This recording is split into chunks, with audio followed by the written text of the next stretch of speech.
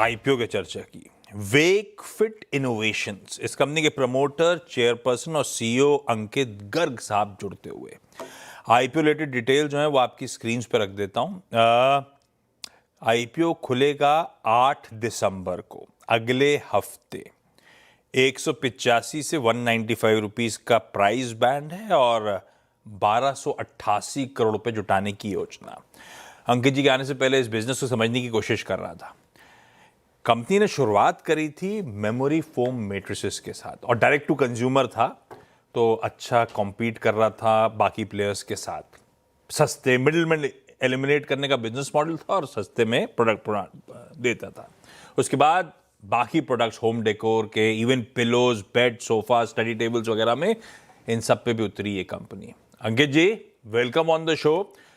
पहले तो ये जो मेजॉरिटी रेवेन्यूज आज भी आपके जहां से धंधा शुरू हुआ था बट ऑब्वियस उसी से सबसे अच्छा कंट्रीब्यूशन, तो मैट्रेसेस यानी कि गद्दों से अभी भी सबसे अच्छे रेवेन्यूज आ रहे हैं। पर कौन से सेगमेंट्स को लेकर आप खास तौर पे ज्यादा बुलिश? आने वाले दिनों में कहां अच्छा ट्रैक्शन, कहां अच्छा मोमेंटम आपको नजर आ रहा है? क्योंकि अब ना सिर्फ गद्दे हैं बल्कि कई सारे होम डेकोर प्रोडक्ट्स और फर्नीचर वगैरह भी आप अपने पोर्टफोलियो में इंक्लूड कर चुके हो।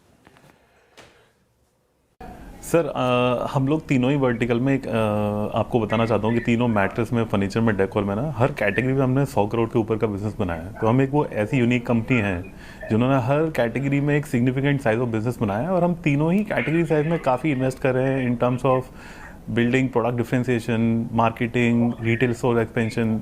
तो हमारा कोई ऐसा वन कैटेगरी को लेके फोकस नहीं है, but we want to make sure that every category is invested behind, और पूरी as a home solutions company we want to become that big company in India.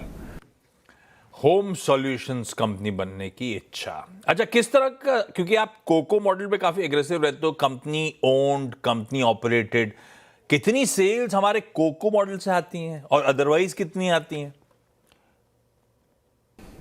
Sir हमारी ऑलमोस्ट 1/3 सेल कोको मॉडल से आती है, but हम as a company omni channel company की तरह behave करते हैं। हमारा अगर आप नोटिस करेंगे अभी पिछले लास्ट 10-15 साल में काफ़ी सारी D2C कंपनी जो डायरेक्ट टू कंज्यूमर कंपनीज हैं, ऑनलाइन मॉडल से पिवट होकर ओमनी चैनल मॉडल में चली गई हैं। जिसका मतलब है कि कस्टमर ऑनलाइन आता है, ऑफलाइन खरीदते हैं, ऑफलाइन आते हैं, ऑनलाइन खरीदते हैं, या ऑनलाइन आके ऑनलाइन भी खरीद सकते हैं, कैसे भी खरीद सकते हैं। तो आई थिंक सबसे ज़्यादा इंपॉर्टेंट ये होता है कि हम ये देखें कि कौन से चैनल हमारे खुद के अपने जो चैनल्स हैं, चाहे वो ऑनलाइन हो ऑफलाइन हो, वो ज़्यादा से ज़्यादा ग्रो करें कंपेयर टू अगर बाहर के अगर हम चैनल्स लेते हैं जिन पर हम डिपेंड करें। ये ज़्यादा प्रॉफिटेबल होता है।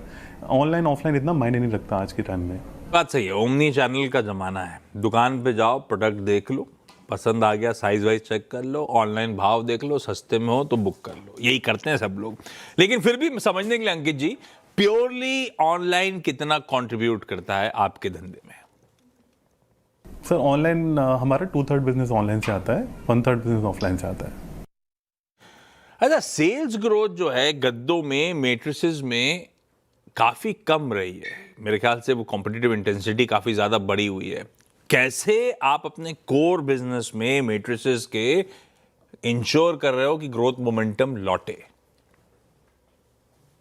देखिए सर, हर कंपनी का एक अपना नज़रिया है ग्रो करने का। हमारे हिसाब से वीकफिट में हमने क्या इंश्योर किया है कि यार हम कस्टमर ऑब्सेस्ड कंपनी है, तो हम बहुत सारी चीज़ें इनोवेटिवली कस्टमर के लिए बनाते हैं। जैसे हम पहली कंपनी थे इंडिया में जो 100 डेज ट्रायल पीरियड लेके आए, जिसमें एक कस्टमर मैट्रेस खरीद सकता है और रिटर्न भी कर सकता है यूज़ करने के बाद। बिकॉज हमें लगता है कि बहुत इंपॉर्टेंट है कस्टमर इसको ट्राई करे, यूज़ करे, तभी उसको कंज्यूम करे, नहीं तो ज़बरदस्ती किसी को खरीद के रखने की ज़रूरत नहीं है। ऐसे ये एग्जाम्पल हमने किया। दूसरा, हमने रोल पैक मैट्रेसेस किया। हमारी इंडिया में पहली कंपनी थे जो मैट्रेस को एक वैक्यूम से, मशीन से कंप्रेस करके एक छोटे सिलेंडर साइज में बनाते हैं। हाई क्वालिटी मैट्रेस होती हैं, इसलिए ऐसा हो पाता है। तो ऐसे हमने बहुत सारे छोटे छोटे इनोवेशंस किए कस्टमर्स के लिए, जिसकी वजह से हम शायद इतनी बड़ी कंपनी बन पाए हैं। तो हमें लगता है कि सर अगर हम कॉन्स्टेंटली इन्वेस्ट करते रहेंगे कस्टमर के लिए, कॉन्स्टेंटली अगर हम नई नई चीज़ें बनाते रहेंगे, तो ग्रोथ कभी चैलेंज आएगा ही नहीं सर। अगर हम ट्रेडिशनल तरीके से बिजनेस करने की कोशिश करेंगे तो हमेशा ऐसा लगेगा कि मार्केट में कंपटीशन है, मार्केट में लोग ज़्यादा मार्केटिंग में इन्वेस्ट कर रहे हैं, कोई डिस्काउंटिंग कर रहा है। बट हम सर बहुत कस्टमर ऑब्सेस्ड कंपनी है, तो हमेशा कोशिश करते हैं कि हर साल हम 1 से 2 ऐसे बड़े नए इनोवेशंस ला के अपने आप को एक डिस्प्रोपोर्शनेटली पोजीशन करें मार्केट में। अच्छा अंकित सर, एक लास्ट सवाल जो सबसे इंपॉर्टेंट है हम रिटेल के लिए। कई लोग कह रहे थे ये आपने और वेकफिट वालों ने हमारे लिए टेबल पे कुछ छोड़ा नहीं, मतलब आपके पीयर के साथ शीला फोम से कंपेयर करें तो वो 2 times market cap to sales trade कर रहे हैं और वेकफिट एक प्रीमियम मांग रहा है।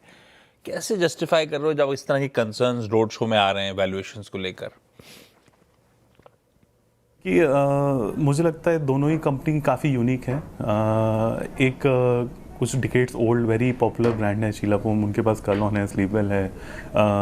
हम लोग सर काफ़ी यूनिक कंपनी है। आई थिंक अगर आप नोटिस करने की कोशिश करें तो हम पहली बात तो हम डायरेक्ट टू कंज्यूमर कंपनी है।